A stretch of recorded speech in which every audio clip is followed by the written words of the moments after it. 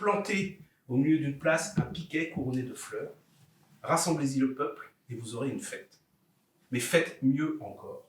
Donnez les spectateurs en spectacle, rendez-les acteurs. Le théâtre de la Poudrerie est né il y a 14 ans en partant du principe que 85% de la population française ne va pas au théâtre. Et on s'est dit, si les gens ne vont pas au théâtre, on va aller chez eux. Oui, exactement. Vous êtes pile à l'heure.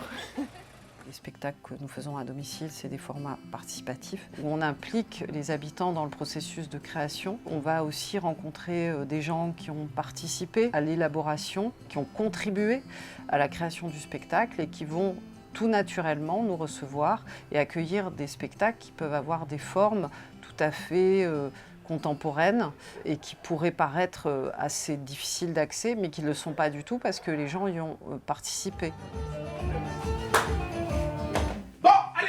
Ça fait du bien en fait de voir son espace modifié et transformé en lieu d'accueil pour du théâtre. Bien sûr, c'est pas la même chose que quand on va voir une pièce, même dans une petite salle, c'est très différent, mais ça rend les choses beaucoup plus proches et plus accessibles pour certaines personnes qui n'y vont jamais autrement.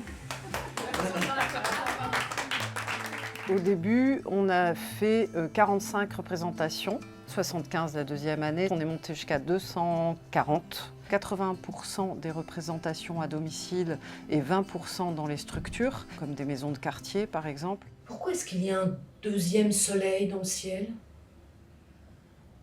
Je sais pas. J'ai peur. Moi aussi. C'est un lieu qui travaille sans lieu, mais c'est aussi sa force, puisqu'il fait du théâtre d'appartement. Et je trouve que c'est très beau parce que ça réouvre la question du théâtre du peuple. Qu'est-ce que c'est qu'un théâtre qui ne vient pas du haut? Qu'est-ce que c'est qu'un lieu qui viendrait de la réflexion des habitants?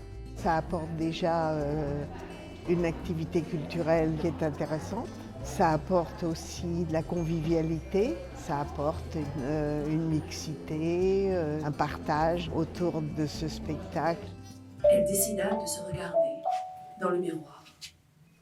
Regardez-moi vraiment. Moi, je sais que c'est pas évident, mais regardez-moi.